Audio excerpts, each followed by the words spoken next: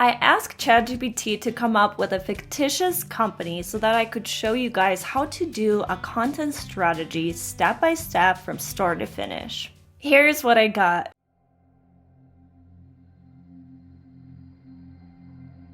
Company, Digitalpulse. Industry, digital wellness.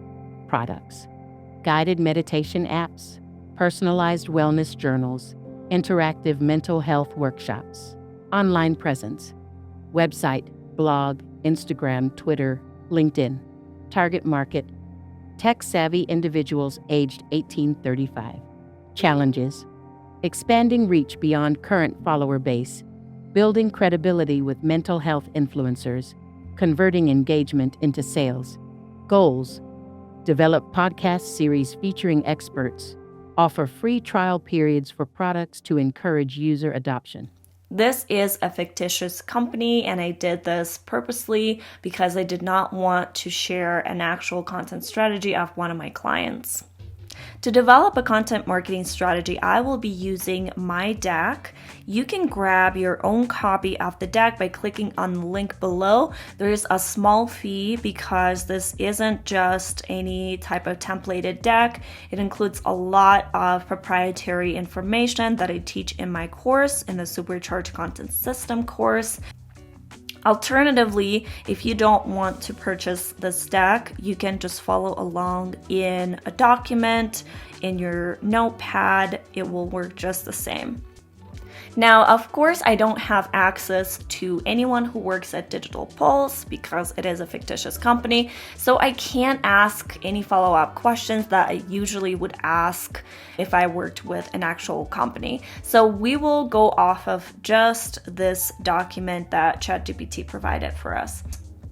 So the first step we'll take is we will create a duplicate of this template. So we'll go to File, Make a Copy, and we'll call this Digital Pulse. Let's see, it is one word. There we go. All right, so the first step in our process is we want to figure out our content mission statement. Now, I do have another video on how to create multi-channel content strategy where I described all of these steps. So not to repeat myself, I'm not going to talk about the reasons why we want to take these steps. I'm just going to walk you through as if I was creating a content strategy for this brand. And here you can see that the example is I help solopreneurs grow their businesses online with my Solopreneurs Content Marketing System. That is just an example. So for Digital Pulse, if we look here, we can tell that their brand mission statement is that they help mindfulness and mental wellness enthusiasts to improve their mental health and overall well-being with guided meditation apps, personalized wellness journals, and interactive mental health workshops. Now, why would this brand create content? And the why isn't actually related to their desire, for instance, to expand their audience or to convert more people into users. The why is the reason why somebody would even consume your content, right? And the content mission for this brand would be to educate 18 through 35-year-olds, which is their target audience, about the importance of mindfulness and mental health by sharing expert advice and real-life stories of personal growth. So for this brand, we don't know specifically if their ideal customer is maybe a tech employee or a single mother. We don't know that. So we just kind of left it more broad, 18 through 35-year-olds, and we're going to educate them about the importance of mindfulness and mental health. And how are we going to do that? We're going to do that by sharing expert advice and real-life stories of personal growth. Now, if Digital Pulse had a different goal, for instance, they already had an audience and they wanted to convert their lookers into buyers, maybe they wanted to nurture their audience, this content mission statement would sound differently. But in the case of Digital Pulse, they're looking to increase their following base and convert engagement into product sales. So So that's why we included real life stories of personal growth as basically case studies. Now, the next step in our process is to narrow down our ideal customer or develop our buyer personas. Depending on how big your business is, you may have just one ideal customer or you may have multiple buyer personas, and that's totally fine. I do have a separate video on how to create your ideal customer avatar or profile, so I'm not going to dive too much into this topic. But here in this deck, you also have this additional tool to answer your ideal customer questionnaire and develop your ideal customer profile if you would like to use it. I don't want this video to be 3 hours long. I'm not going to fill out this questionnaire, and I actually don't have access to customers of this brand since it doesn't exist. So ideally, we would want to fill out this ideal customer questionnaire, maybe survey or interview some of their actual ideal customers and develop ideal customer profile, or these buyer personas. But because we don't actually have a lot of information, I'm going to use my imagination. So the only thing that we know is that they're tech savvy and they're looking for convenient and personalized ways to incorporate mindfulness and mental wellness in their daily routine. I'm just going to say that they're struggling with stress. All right, so based on the little bit of information that I have about Digital Pulse's audience, I developed these 2 buyer personas, and they are fictitious personas. I just want to emphasize this. If you have a real brand, you need to talk to real customers and actually ask them questions and develop your ideal customer profiles. And the first persona is Billy. He works at a tech company. He's 25. He's very stressed at work and outside of work due to demands of his personal life. I mean, we all know it. We've all been there. Billy has gone through therapy, but he's also interested in daily practices to help manage stress, reduce anxiety, and promote wellness. And fun fact, Billy follows works of Alan Watts. How does the fact that persona Billy follows works of Alan Watts affect Digital Pulse's content strategy? Stay until the end, where I'll reveal 3 ways your audience's preferences and weirds can affect your content marketing. Now, the second persona is Martha, and she's a 31-year-old stay-at-home mother of 2 toddlers. She's also interested in daily practices to help manage stress, reduce anxiety, and promote wellness. But she doesn't have much time, and she's looking for something she can do from home while her toddlers nap. Martha uses Instagram and enjoys stories and reels.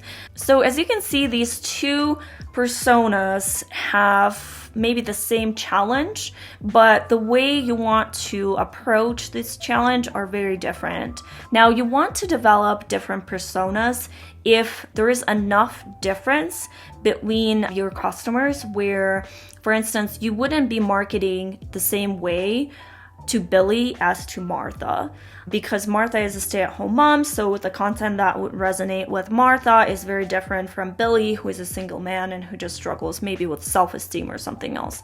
So these are a little bit different challenges, and while you can solve these challenges with the same set of products that you offer, the marketing will be different. Another fun fact about these personas is that Digital Pulse actually offers a range of mindfulness and mental well-being digital products. So they offer guided meditation apps, personalized wellness journals, and interactive mental health workshops.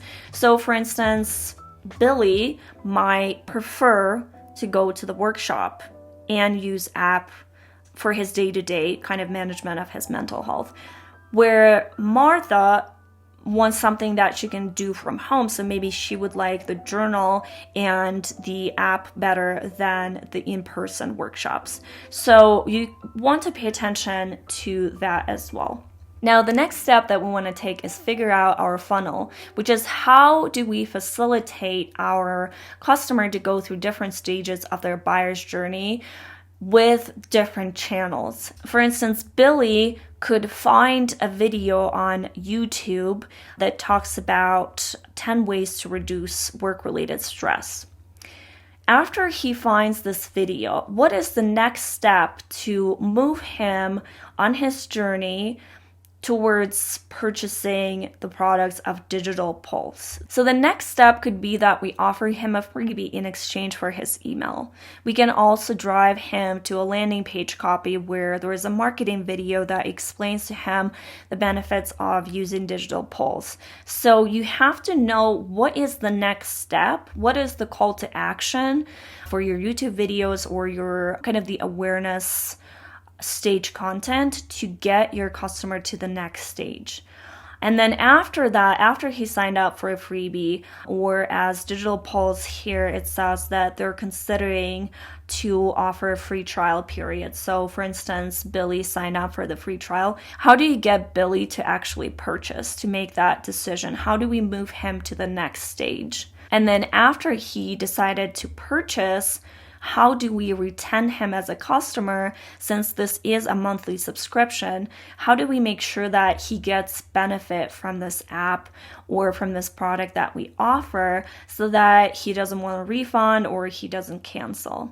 And we can do that by providing him with exclusive content such as live Q&As, webinars, onboarding sequences. We could offer him a discount because he is an app member. We could give him 15% discount for the in-person classes. So it could be different things, but you want to figure out this funnel, how you are moving your customers from one stage to another and then retaining them after they purchased. So let's do this together for Digital Pulse. We have data about Digital Pulse's audience. And we already have Instagram and Twitter here as their kind of top of funnel channel. And it's very important to not only include social media, but actual searchable channels in your top of funnel. As you can see here on this graph, the searchable channels are your website and your blog, and these channels right here. So YouTube, guest blogging, LinkedIn articles, TikTok, Pinterest, Quora, Reddit. So for Digital Pulse, they only have Instagram and Twitter, which you can see that these are not owned and not searchable channels. So I don't recommend focusing too much on these channels. Now, in their profile right here that ChatGPT provided for us, they also have an idea to develop podcast series. Now, podcast is also not searchable channel. It is a great nurtured channel, but it's not a good searchable top of funnel channel because podcasts are not going to show up on Google. And so the way how you can make a podcast searchable is by posting it on YouTube. So as you can see here in our funnel section, I said missing YouTube. We can also add blog, so we can transcribe the podcast, and that way we have opportunity to start ranking on YouTube and Google.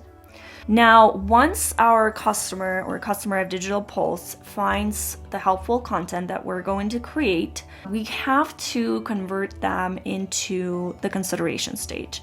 And Digital Pulse already had the idea of offering free trial, so I included that, but we're actually missing email marketing. Podcast is also really great for the consideration stage, so I have included that here as well.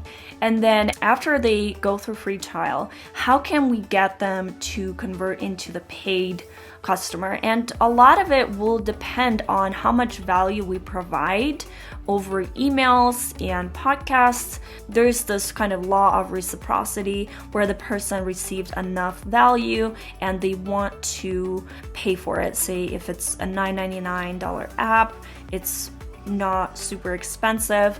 And if I'm getting enough value out of just being a free customer, then I am more motivated to purchase, right?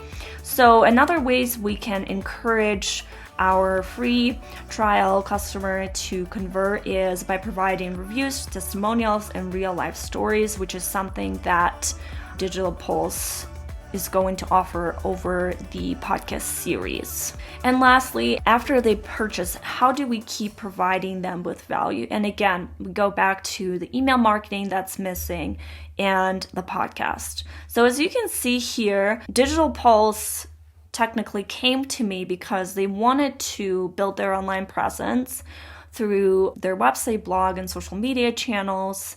And then they also wanted to develop a podcast. But my role as a content strategist is not just to develop strategy based on what the client wants, right? So I want to provide them with what they want and what they need. And what they need here is to consider is to put their podcast on YouTube in some form or shape. So either they're going to develop video podcasts and put either little snippets in form of shorts, or they could upload the whole video podcast version to YouTube. They also want to transcribe their podcast into a blog post. So my goal is to help them to develop this funnel so then they're not missing out on losing their customers at any stage. Now, once we kind of figure out the funnel, we want to move forward to the buyer's journey. And each of your personas may have a different buyer's journey. So in my deck, I provide all these examples. I don't want to make this video too long, so I'm not going to go over them. And basically what you want to do is you want to describe the symptoms your buyer persona experience during each stage. So for instance, Billy may be looking for content such as how to manage work-related stress, or what to do when your work causes anxiety. Now, let's say that during the consideration stage, Billy identified that his stress comes from burnout. He also realized that he needs to implement mindfulness into his everyday life, such as maybe breathing techniques or anything like that, and he's considering different apps to help him. So this is the consideration stage. So Billy may be considering, okay, maybe I want to take a course on breathing exercises, or maybe I want to sign up for an app such as Calm, which is a competitor of Digital Pulse. So he's considering different options. So potential content ideas would be Calm alternatives. The alternatives to the app called Calm. If you're not in the US, maybe you're not familiar. Or you could create content alternatives to breathing exercises, or the benefit of regular breathing exercises to reducing stress. Now, after, say, Billy already decided that he wants to sign up for some app to help him, how do we make sure that Billy signs up with Digital Pulse and not another app that also offers similar benefits? So at this stage, we want to maybe create a comparison content. So for instance, Digital Pulse versus Calm. And then we also include reviews, testimonials, and real life stories in that article. And then the retention stage. So after Billy signed up for the app, what kind of content is he looking for? Maybe we're just sending him reminders. Maybe we're sending him some complimentary content for free over email. What would be that type of content? Now, moving on to the next step, and it is called content audit. We want to make sure that we know we're aware of all of the content that we have before we start creating anything new. And because Digital Pulse is a fictitious brand, they don't have any content, so I don't have to do the content audit, which would make this video probably 10 hours long. But if you do have any content, I encourage you to either delegate this to your assistant, even hire somebody on Upwork to literally go through all of your content and categorize it, so then you know exactly what you have with links that are linking to this content. So here, you can open up the separate spreadsheet that is connected to this deck, and you can just include the page, URL, what kind of content type it is, buyer persona. You can obviously, change these up, and then what stage of marketing funnel it is right here. Top of funnel, awareness, consideration, decision, retention. So it's the same thing that we just talked about. Meta description, headers. You can include as much or as little information as you would like, but the point is that you want to have an inventory of your content. The next step is competitive analysis. We want to know what Digital Pulse's competitors are doing, so then we can figure out a way to stand out, to provide better quality content, and also get some inspiration. So here I also have another spreadsheet for you if you have time, if you want to do an in-depth analysis here. And I also included an example right here that I did when I was launching my Supercharged Content System brand. This is real competitors, go check them out with the analysis that I did. So you don't have to do this in-depth of an analysis, and you don't have to compare your brand to so many different brands. You can just take top 3 competitors and see what type of content do they put out, what is their audience size, what platforms do best for them, what type of content does best for them. Now here you can just summarize everything that you figured out about your competitors, and this example provides little descriptions of 3 of my competitors. And the first competitor mainly had text-based content. They had so many different freebies, which is amazing. They had low-price products such as books. They also had amazing thoughts on the content ecosystem. So I included this in this little description. Now again, I don't want to go too in-depth with these examples. You can, read them yourself if you do end up getting the deck. But let's say that just for the sake of time, we will look at one competitor of Digital Pulse, which is a very well-known brand called Calm. So Calm is an amazing brand. I'm actually a customer of theirs. And here we can analyze what type of content Calm develops in addition to providing their app. So we can go to their channels here on the website. We can also check out their blog section so we can see what they have to say about mindfulness, stress and anxiety, sleep. So as we can see, this is a huge brand, so there's a lot to analyze. If you're still even developing your product, you can get so many different insights by simply analyzing comment section of your competitors.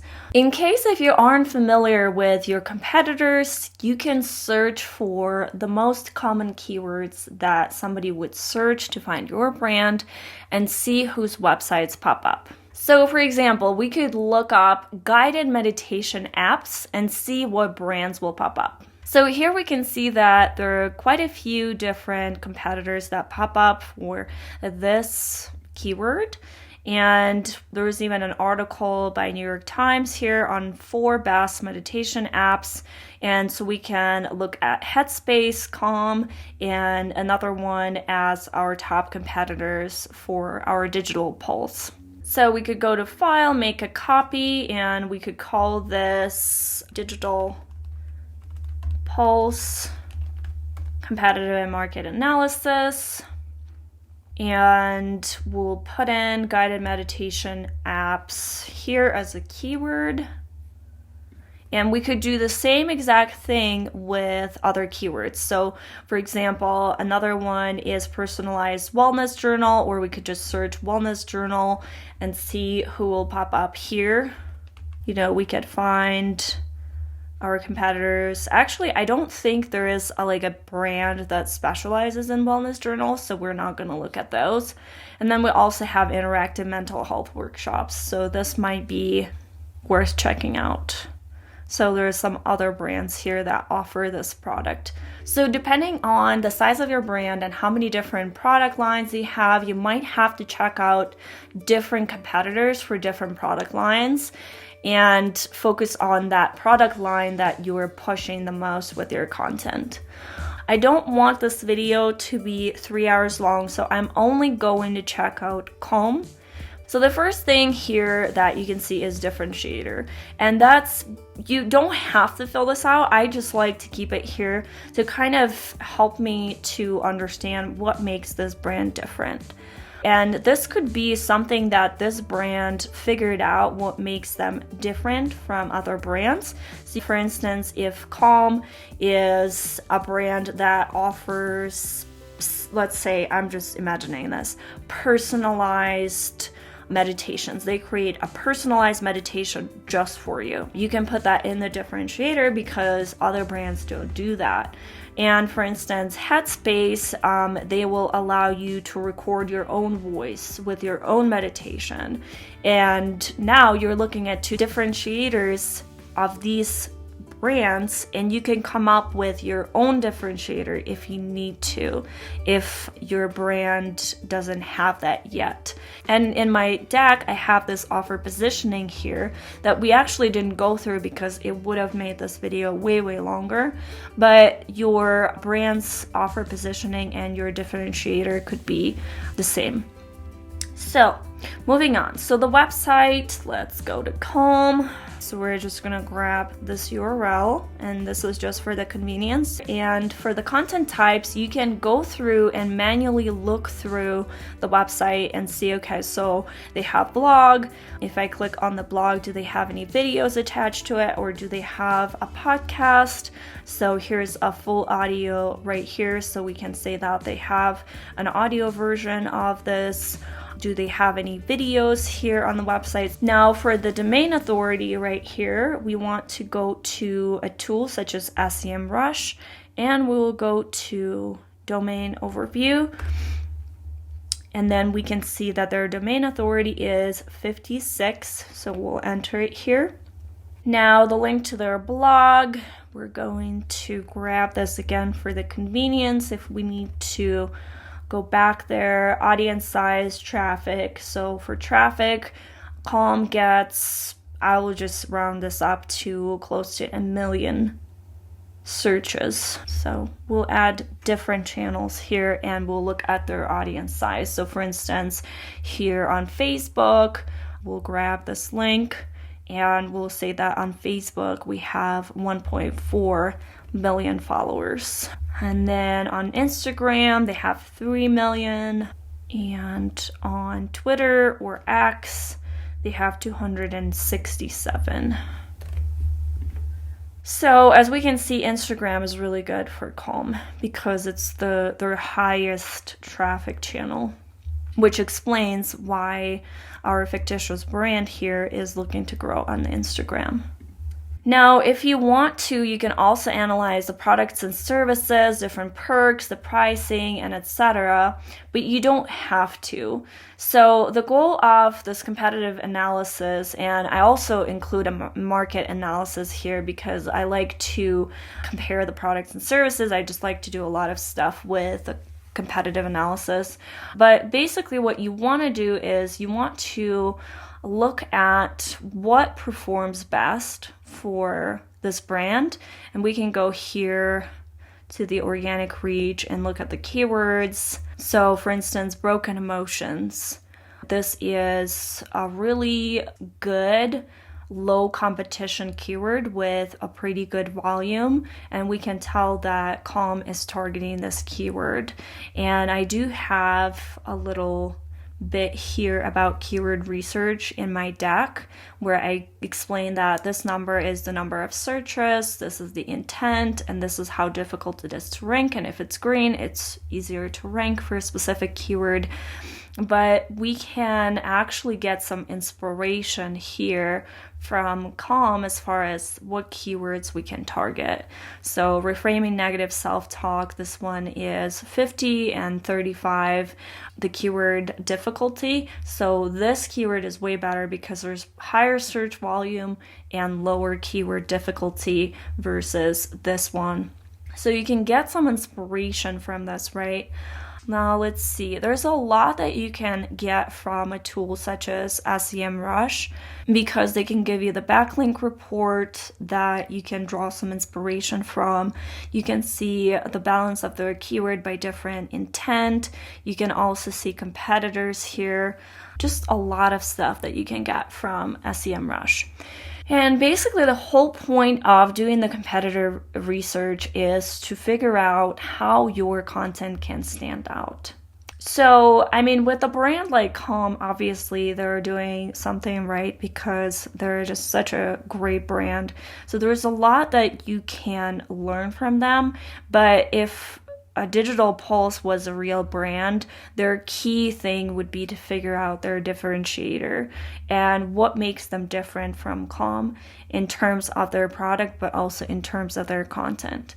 So after we analyze all three of our competitors, we can also add some links here to draw inspiration from some of their best performing content.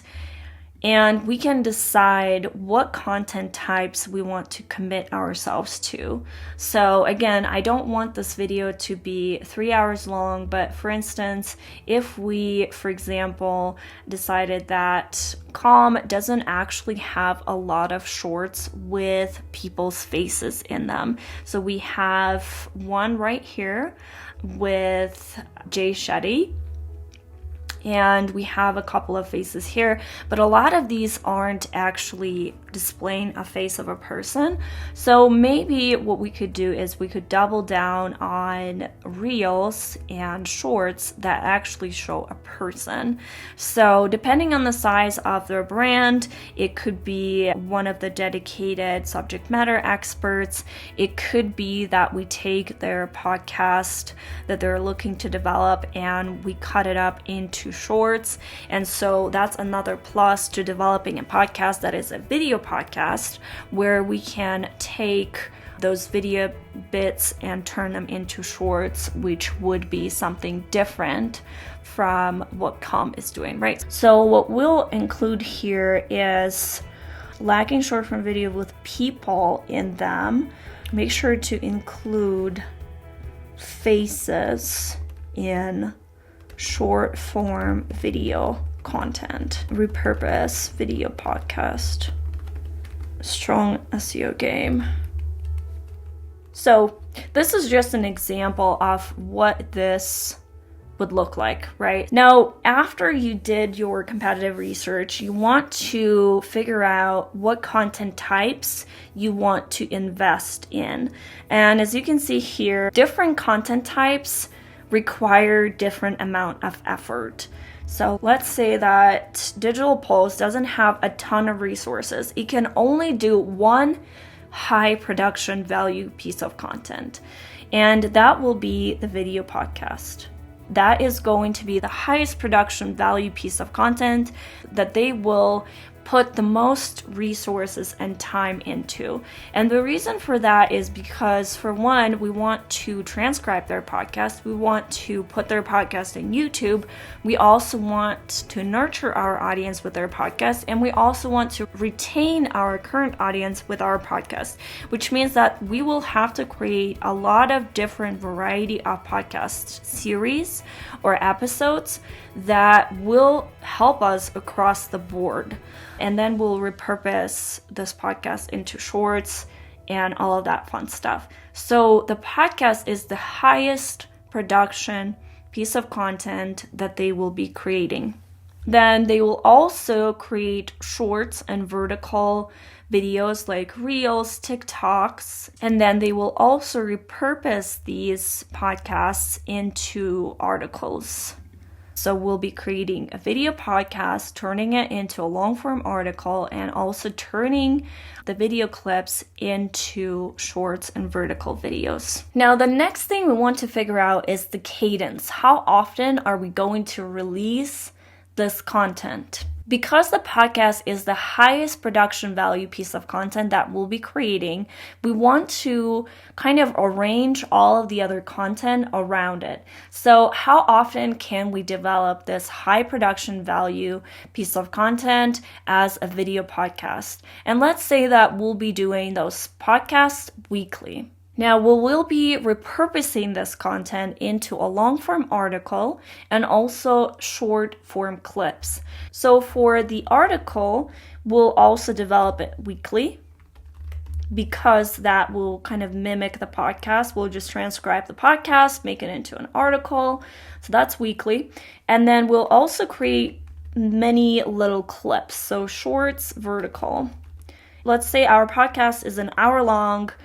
Because these clips are going to be only a minute long, we could probably post those almost daily. So let's say that we're posting daily, which means that we only need to create 7 little clips out of this an hour long episode, which is not difficult to do. Now we want to go back to our funnel and look at what are we missing. So we already included the podcast, we're missing the YouTube video, and we're missing email marketing. So what do we want to do with that? So for the YouTube video, we'll add it here. We'll just do a weekly YouTube video. And then for email marketing, we want to figure out how often do we want to send out emails. And we could send out weekly emails as well. We're still missing reviews, testimonials, and real life stories, specifically reviews and testimonials, since real life stories are a part of the podcast. So we want to add this here in the cadence. Our reviews, testimonials, we will do those. Let's see, because we want to update those regularly enough, but let's just say monthly. So we'll do those monthly. We'll move this down so we have our daily, weekly, and monthly. And what else are we missing here from the funnel? So we do have Twitter here because they want to grow on Twitter. There was also LinkedIn. So we'll do Twitter and LinkedIn text post daily. Okay, so this looks pretty good. I'm gonna go back to the funnel and see if I'm missing anything else. Instagram, Twitter, YouTube, blog, free trial. So we could, even if they haven't developed this yet, we could add free trial one time. So this is something that needs to be set up one time. Maybe this includes, an email sequence that you need to set up, or landing pages, or some kind of infrastructure, but you need to set this up one time. Now, the next thing we're going to do is we're going to look at your goals and objectives. So here in the goals, you can see that we'll be targeting Billy. And their goal, if you look at this sheet right here, is to increase their follower base and convert engagement into product sales.